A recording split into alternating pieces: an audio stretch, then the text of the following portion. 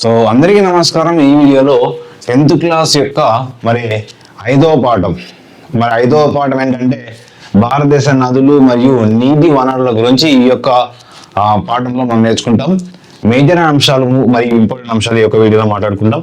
మరి ఇక్కడ ఈ గృహ అవసరాల కోసం వాస్తవానికి ఈ భూమి మీద ఈ యొక్క భూమి పైన ఎంత నీటి భావం కలిగి ఉన్నది అంటే ఇక్కడ 71% నీరు ఉంది. 71% అంటే భూమి పైన సో 71% నీరు ఉంది అంటే మిగిలిన 29% మాత్రమే భూభాగం ఉంది. భూభాగము ఉంది. కాబట్టి ఇందులో ఈ ఉన్నటువంటి నీటిలో గృహ అవసరాల కోసము 5% ఉపయోగిస్తున్నాము. సో ఇక్కడ 5% ఉపయోగిస్తున్నాము. మరి ఇండియాలో 40 మిలియన్ల హెక్టార్ల భూమి వరదకు గురయ్యేటువంటి ప్రమాదం ఉంది. సో భారతదేశంలో ముఖ్యంగా 40 మిలియన్ల హెక్టార్ల భూమి అనేది వరదలు రావడానికి అవకాశం ఉంది. గృహ అవసరాల కోసం ఎంత శాతం వాడుతున్నాము? కేవలం 5% మాత్రమే వాడుతున్నాము. మరి ఉపరితల నీటి వనరులలో 70% కలుషితమవుతా ఉంది. ఉపరితల నీటి వనరులలో చాలా వరకు 70% వరకు కలుషితమవుతుంది అనే అంశం ఇక్కడ మనం ఈ యొక్క పాఠం నేర్చుకుంటాం. నెక్స్ట్, భారతదేశంలో నది వ్యవస్థ మేజర్గా చూసినప్పుడు భారతదేశంలో నది వ్యవస్థ సో మనకు దీపకల్పంలో నదులు ఉంటాయి, హిమాలయ నదులు ఉంటాయి. వాటిలో ప్రధాన అంశాల గురించి ఈ వీడియోలో మాట్లాడుకోవాలి. భారతదేశంలో నది వ్యవస్థ వచ్చినప్పుడు నది జల వ్యవస్థ ఆధారంగా నది జల వ్యవస్థ అనేది సో చూసినప్పుడు ఎన్ని అంశాలు ఉంటాయంటే 3 భౌతిక అంశాలు ఉంటాయి. నది జల వ్యవస్థ సో 3 భౌతిక అంశాల ఆధారంగా మనం వర్గీకరిస్తాం. ఒకటి హిమాలయ నది జల వ్యవస్థ అంటాము, దీపకల్ప పీఠభూమి నది జల వ్యవస్థ అంటాము, సింధు గంగా మైదానము అనేది మనకు 3 ఉంటాయి. కానీ ఇక్కడ చూడండి, నది జల వ్యవస్థ భౌతిక అంశాలు ఎన్ని అంటే 3 చెప్పాలి. ఈ 3 చెప్పాలి: హిమాలయాలు, దీపకల్ప పీఠభూమి, సింధు గంగా మైదానము లేదా గంగా సింధు మైదానం అంటాం. మరి పుట్టుక ఆధారంగా నది జల వ్యవస్థ పుట్టుక ఆధారంగా ఎన్ని రకాలు అంటాడు? ఎన్ని రకాలు సార్ అంటే 2 రకాలు. సో ఇక్కడ పుట్టుక ఆధారంగానేమో 2 రకాలుగా ఉంది. సో నది జల వ్యవస్థ భౌతిక అంశాలు ఆధారంగా వేసినప్పుడు 3 అంశాలు ఉన్నది. పుట్టుక ఆధారంగా కేవలము 2 మాత్రమే ఉంది. సో ఇక్కడ వాటిలో ఏంటి సార్ అంటే ఇవి ప్రధానమైనవి. సో నది జల వ్యవస్థ పుట్టుక ఆధారంగా ఎన్ని రకాలుగా ఉంది? 2 రకాలుగా ఉంది. ఒకటి హిమాలయ నదులు, 2 రకాలుగా ఉంది. ఒకటి హిమాలయ నదులు, రెండవది దీపకల్ప నదులు. ఒకటేమో హిమాలయ నదులు, రెండవది దీపకల్ప నదులు. మరి హిమాలయ నదులు జీవనదులు అంటాం. సో హిమాలయ నదుల్లో ప్రవహించేటువంటి నదులను జీవనదులు అంటాం. మరి ఈ జీవనదులు ఏంటి? సో గంగా, బ్రహ్మపుత్ర, సింధు నదులను సో జీవనదులుగా ఉంటాం. ఎందుకంటే సంవత్సరం పొడుగునా ప్రవహించే నదులు ఇవి ఎప్పుడు కూడా ఎండిపోవు. ఎందుకంటే సో హిమాలయ మంచుకరణ వల్ల ఈ యొక్క నదులు ఏర్పడతాయి కాబట్టి సో ఇవన్నీ నదాలు అంటాము, లేదా వీటిని జీవనదులు అంటాము. ఎందుకంటే సంవత్సరం పొడుగునా ప్రవహించే నదులు కాబట్టి జీవనదులు ఇస్తాం. జీవనదులు ఏంటి? గంగా, సింధు, బ్రహ్మపుత్ర నదులు. మరి దీపకల్ప పీఠభూమి, భారతదేశంలో దీపకల్ప పీఠభూమి భారతదేశానికి సో మనము ఇక్కడ చూసినట్లయితే 3 వైపున నీరు ఉంది, ఒకవైపు మాత్రమే భూభాగం ఉంది కాబట్టి దీపకల్ప పీఠభూమి. ఈ దీపకల్ప నదులలో ముఖ్యంగా దీపకల్ప నదులు ఏమున్నాయి? గోదావరి, కృష్ణ. ఓకేనా? దీపకల్ప భూముల్లో గోదావరి, కృష్ణ, కావేరి, మహానది ఇవన్నీ కూడా ఈ దీపకల్ప నదులు ఉన్నటువంటి ప్రధానమైనటువంటి నదులు. ఇక్కడ మరి హిమాలయ నదులలో సో హిమాలయ నదులు ముఖ్యంగా ఈ యొక్క హిమాలయ పర్వతాల్లో ఉన్నటువంటి మంచు కరగడం వల్ల ఈ యొక్క నదులు అనేది జన్మస్థానానికి ప్రధాన కారణంగా ఉంది. మరియు హిమాలయ నదులు జీవనదులుగా ఉంటాయి. హిమాలయాల్లో ప్రవహించేటువంటి ఆ నదుల వల్ల అనేక లోయలు ఏర్పడతాయి. ఈ నదుల వల్ల అనేక లోయలు ఏర్పడ్డాయి. మరియు ఈ హిమాలయ నదుల వల్ల అనేక జీవకోటికి వాటికి జీవనాధారంగా పనిచేస్తున్నాయి హిమాలయ నదులు. అందులో గంగా నది, సింధు నది, బ్రహ్మపుత్ర నది. సో గంగా నది అనగానే భారతదేశంలో పెద్ద నది, భారతదేశంలో పొడవైన నది, భారతదేశంలో పెద్ద నది ఏదంటే గంగా నది, భారతదేశంలో పొడవైన నది అంటే గంగా నది, భారతదేశంలో జాతీయ నది అంటే గంగా నది, భారతదేశంలో మరి అత్యంత కాలుష్యం నది ఏదంటే గంగా నది, భారతదేశంలో పవిత్రమైన నది గంగా నది. భారతదేశంలో పవిత్రమైన నది గంగా నది. మరి సింధు నది, గంగా నది అనేది సో ఏ వైపున ప్రవహిస్తుంది? తూర్పు వైపు ప్రవహిస్తుంది. సింధు నది ఏ నది? సింధు నది అనేది ముఖ్యంగా జమ్మూ కాశ్మీర్ లో ప్రధానంగా ఎక్కువ ప్రవహిస్తుంది. మరి సింధు నది అనేది పశ్చిమ వైపు ప్రవహిస్తుంది. సో బ్రహ్మపుత్ర నది చూసినట్లయితే సో పురుషనామం గల నది ఏంటంటే బ్రహ్మపుత్ర నది. సో గంగా నదిని ఏమంటాము? పద్మా నది అంటాము, జాహ్నవి నది అంటాము. గంగా నదిని జాహ్నవి నది అని, పద్మా నది అని పిలుస్తాము. సో సింధు నది ఎక్కువగా, సో ఇది చూసినట్లయితే సింధు నది అనేది సో మనకు ప్రధానంగా జమ్మూ కాశ్మీర్ నుంచి పాకిస్తాన్ లో ఎక్కువ భాగం ప్రవహిస్తుంది. మరి పాకిస్తాన్ లో ఎక్కువ భాగం ప్రవహించి అరేబియా సముద్రంలో కలిసేది సింధు నది. బ్రహ్మపుత్ర నది అనేది తూర్పు ప్రవహించి అస్సాం మరియు అరుణాచల్ ప్రదేశ్, అస్సాంలో గుండా వెళ్ళి బంగ్లాదేశ్ గుండా బంగాళాఖాతంలో కలుస్తుంది. గంగా నది కూడా మరి 4 రాష్ట్రాల గుండా ప్రవహించి, 4 రాష్ట్రాల గుండా అంటే ఉత్తరాఖండ్, ఉత్తరప్రదేశ్, బీహార్, పశ్చిమ బెంగాల్ కూడా ప్రవహించి బంగ్లాదేశ్ లో మరి పద్మా నదిగా పేరు ఉంటుంది. గంగా అంటే బంగ్లాదేశ్ లో ఇది పద్మా నదిగా పేరు పొంది ఆ తర్వాత బంగాళాఖాతంలో కలుస్తున్నాయి. ఓకే, ఆ అంశాల గురించి చూద్దాం. గంగా నది, మరి గంగా నది యొక్క మొత్తం పొడవు ఎంత? గంగా నది మొత్తం పొడవు ఎంత అంటే 2525 కిలోమీటర్స్, అంటే 2525 కిలోమీటర్లు, 2525 కిలోమీటర్ల పొడవు ఉన్నది ఈ యొక్క గంగా నది. మరి సో భారతదేశంలో జాతీయ నదిగా ఎప్పుడు గుర్తించారు? 2008వ సంవత్సరంలో గంగా నదిని జాతీయ నదిగా మరియు భారతదేశంలో పవిత్రమైన నది సో పవిత్రమైనటువంటి నది వేసారంటే పవిత్రమైన నది గంగా నది. మరి అత్యంత కాలుష్యమైన నది వేసారంటే గంగా నది. మరి భారతదేశంలో పెద్ద నది వేసారంటే గంగా నది. భారతదేశంలో పొడవైన నది, పెద్ద నది మరియు పొడవైనటువంటి నది వేసారంటే సో గంగా నది. మరి ఈ గంగా నదికి ఉన్నటువంటి ఇతర పేర్లు ఏంటంటే జాహ్నవి అనేటువంటి నది అంటాం. సో బంగ్లాదేశ్ లో ఏమంటారంటే పద్మా నది అంటాం. ఓకేనా. మరి ఇండియాలో అతి పొడవైన నది ఏదంటే గంగా నది. నెక్స్ట్, మరి గంగా నది అనేది ఎన్ని నదుల కలయికలో ఏర్పడుతుంది? గంగా నది అనేది 2 నదుల కలయిక వల్ల, ప్రధానంగా 2 నదుల కలయిక వల్ల ఏర్పడుతుంది. అంటే ఒకటి భగీరథ, రెండవది అలకనంద. ఈ భగీరథ, అలకనంద 2 నదుల కలయిక వల్ల ఏర్పడేది గంగా నది. మరి భగీరథ నది ఎక్కడ పోతుంది? గంగోత్రి హిమని నదం వద్ద సో ఇది జన్మిస్తుంది. అంటే ఇక్కడ సో ఈ భగీరథ నది అనేది గంగోత్రి హిమని నదం వద్ద జన్మిస్తుంది. మరి అలకనంద జన్మిస్తుంది. మరి అలకనంద ఎక్కడ జన్మిస్తుందండి? అలకనంద అనేది సో బద్రీనాథ్కి వాయువ్య దిశలో బద్రీనాథ్కు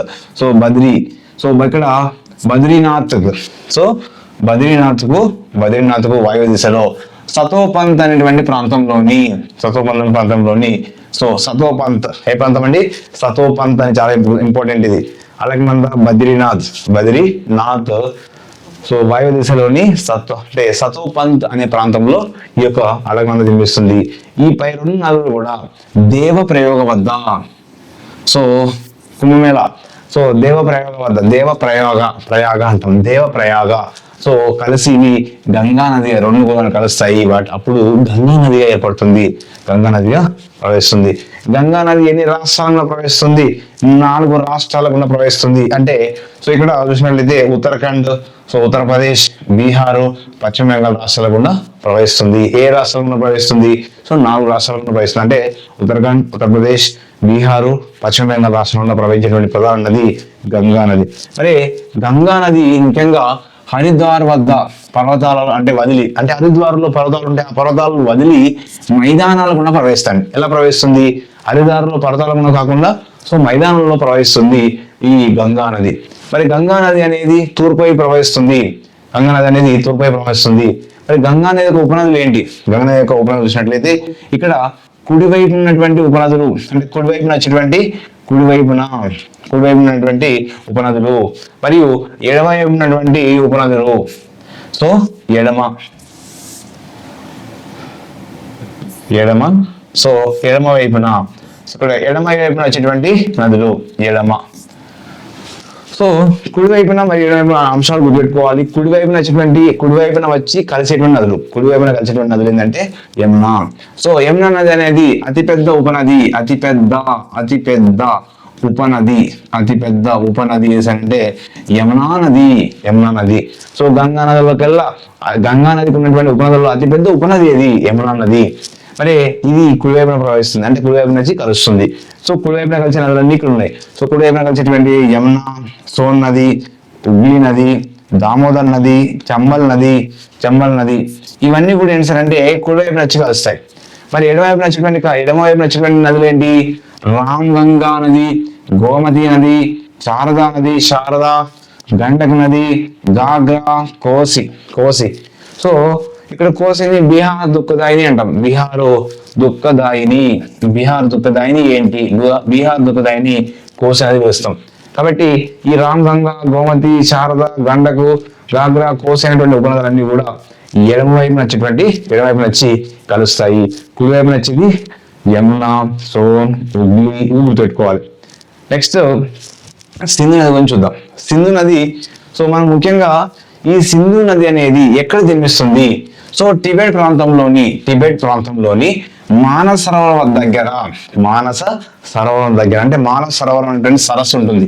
మానస సరోవరం అనేటువంటి సరస్సు దగ్గర కైలాస పర్వతాలలో ఉత్తర వాలు వద్ద ఇది జన్మిస్తుంది.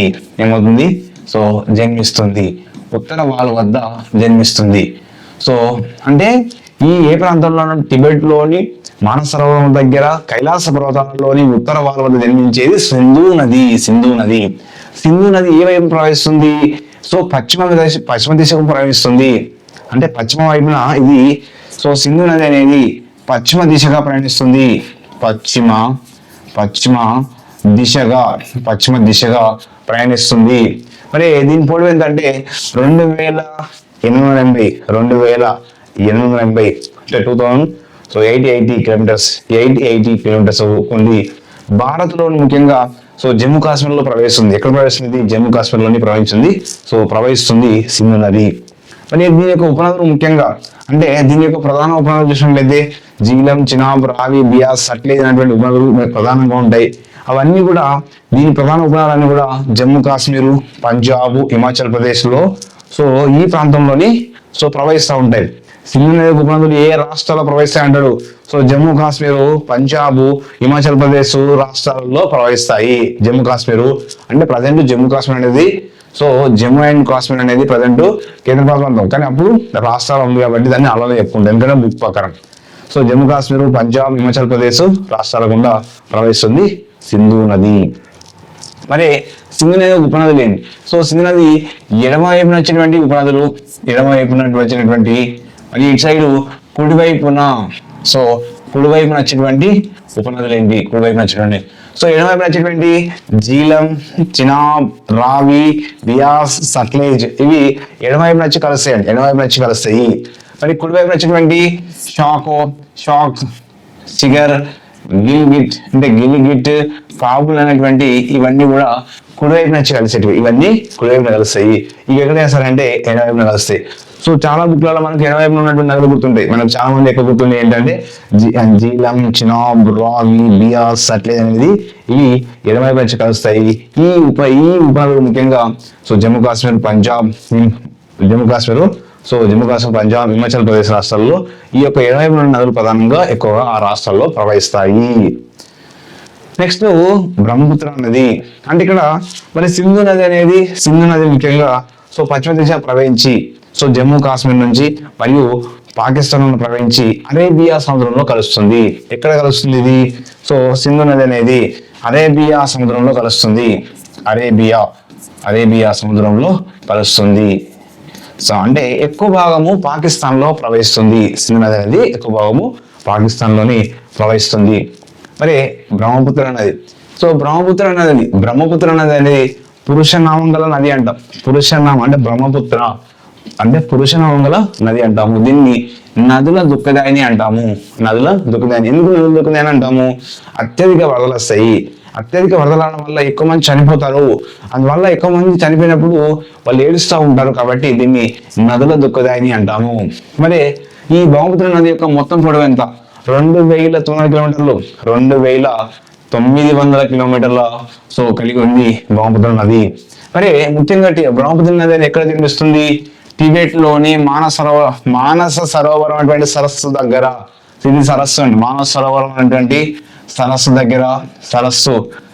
దగ్గర కైలాస పర్వతాలలో అంటే చమ్ యూంగ్ డాంగ్, ఇది చాలా ఇంపార్టెంట్. చమ్ యూంగ్ డాంగ్ అనే ప్రాంతంలో ఈ చమ్ యూంగ్ డాంగ్ అనేది ఒక హిమని నదం వద్ద జన్మిస్తుంది. ఏం చేస్తుంది? సో జన్మిస్తుంది. ఏది జన్మిస్తుంది? ఇక్కడ బ్రహ్మపుత్ర నది జన్మిస్తుంది. అంటే సో ఎక్కడ పుడుతుంది బ్రహ్మపుత్ర నది అనేది? చమ్ యూంగ్ డాంగ్ అనేటువంటి హిమని నదం వద్ద జన్మిస్తుంది. మరి ఇక్కడ ఈ బ్రహ్మపుత్ర నదిని టిబెట్ లో ఏమంటారు? సాంగ్పో అంటారు. సో బ్రహ్మపుత్ర నదిని టిబెట్ లో ఏమని పిలుస్తారు? టిబెట్ లో సాంగ్పో అంటాం. సాంగ్పో. అరుణాచల్ ప్రదేశ్ లో సియాంగ్ ఏమంటారు? సియాంగ్ దిహాంగ్ నదులుగా పిలుస్తారు. సియాంగ్ మరియు దిహాంగ్ నదులుగా పిలుస్తారు. సియాంగ్ మరియు అరుణాచల్ ప్రదేశ్ లో దిహాంగ్ మరియు సియాంగ్ నదులుగా పిలుస్తారు.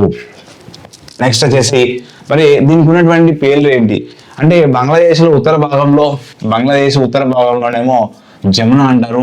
బంగ్లాదేశ్ దక్షిణ భాగంలో అంటే సో దీన్ని మేఘనా అని పిలుస్తారు. మేఘనా ఇది బ్రహ్మపుత్ర నదిని. ముఖ్యంగా ఈ బ్రహ్మపుత్ర నది యొక్క ప్రధాన అంశాలు ఏంటి సార్ అంటే లోట్సే తాంగ్ వద్ద, ఎక్కడ లోట్సే తాంగ్ వద్ద జల ప్రయాణం అనేది అనువుగా ఉంటుంది. సో జల ప్రయాణం అనేది అనువుగా ఉంటుంది కాబట్టి సుమారు ఎన్ని అంటే ఆ వెడల్పుగా ఉంది, జల ప్రయాణం అనువుగా ఉండి వెడల్పుగా ఉంటుంది. సుమారుగా 640 కిలోమీటర్ల సో దూరం వరకు ప్రయాణిస్తుంది. అక్కడ 640 కిలోమీటర్ వరకు దూరం వరకు ప్రయాణిస్తుంది. ఇది జల ప్రయాణానికి అనువుగా ఉంటుంది, వెడల్పుగా ఉంటుంది ఆ ప్రాంతంలో. అదేవిధంగా ఈ అరుణాచల్ అంటే ముఖ్యంగా ఈ బ్రహ్మపుత్ర నది అనేది అరుణాచల్ ప్రదేశ్ రాష్ట్రంలో పెద్ద మలుపు తిరుగుతుంది. అది ఏ దిశగా ప్రయాణిస్తుంది? అప్పుడు నైరుతి దిశగా ప్రయాణిస్తుంది. అక్కడ ఈ నైరుతి దిశ ప్రయాణించినప్పుడు అక్కడ ఏమంటారంటే వీటిని ఈ యొక్క ఏంటి అరుణాచల్ ప్రదేశ్ ఏమని పిలుస్తున్నారు? సియాంగ్ నది అని దిహాంగ్ నదిగా పిలుస్తారు. సో అక్కడే సియాంగ్ నది అని దిహాంగ్ నది అని పిలుస్తారు. అంటే సియాంగ్ దిహాంగ్ నదిగా పిలుస్తారు. అక్కడ సియాంగ్ మనం చెప్పుకున్నాం ఆల్రెడీ. ఏమని చెప్పుకున్నాము? సో అరుణాచల్ ప్రదేశ్ లో ఏమని పేర్లు ఉన్నాయి? సియాంగ్ దిహాంగ్ అనేటువంటి నదులుగా అంటే ఆ పేరుతో పిలుస్తూ ఉంటాం. సియాంగ్ దిహాంగ్ అనే పేర్లు అంటే బ్రహ్మపుత్ర నది ఇలా పిలుస్తారు అన్నట్టు. నెక్స్ట్ అస్సాం లోయలోకి వచ్చినప్పుడు వచ్చే వరకు ఏమవుతుంది? వచ్చినప్పుడు ఇక్కడ దిబాంగ్ లోయిద్ అనే ఉపనదులు కలుస్తాయి. సో ఎప్పుడైతే అస్సాం లోయలో అస్సాం దుఃఖదాయిని బ్రహ్మపుత్ర నది అంటాం. అస్సాం దుఃఖదాయిని కూడా బ్రహ్మపుత్ర నది పిలుస్తాం. నది దుఃఖదాయిని బ్రహ్మపుత్ర నది. మరి ఇక్కడ అస్సాం లోయలో వచ్చిన తర్వాత దిబాంగ్ లోయిద్ అనేటువంటి ఉపనదులు కలిసిన తర్వాత ఇక్కడ నుంచి ఏమవుతుందంటే దీన్ని బ్రహ్మపుత్రగా పిలుస్తారు. ఎక్కడి నుంచి పిలుస్తారు అంటాడు? ఏ నదులు కలిసిన తర్వాత బ్రహ్మపుత్ర నదిగా పిలుస్తారు అంటాడు. ఏ నదులు అంటే దిబాంగ్ లోయిదు. మరి ఏ రాష్ట్రంలో దీన్ని బ్రహ్మపుత్ర నది అంటే ఏ రాష్ట్రంలో బ్రహ్మపుత్ర నదిగా పిలుస్తున్నారు? అస్సాం రాష్ట్రంలోని లోయలోకి వచ్చిన తర్వాత దిబాంగ్ లోయిదు అనే ఉపనదులు కలిసిన తర్వాత దీన్ని బ్రహ్మపుత్రగా పిలుస్తున్నారు. మరి ఇక్కడ ఈ బ్రహ్మపుత్ర నది అనేది ముఖ్యంగా అస్సాంలోని ఒక దీపం ఉంటుంది. ప్రపంచంలో అతిపెద్ద నది ఆధారిత దీపం ఏంటంటే సో మజులీ దీపము.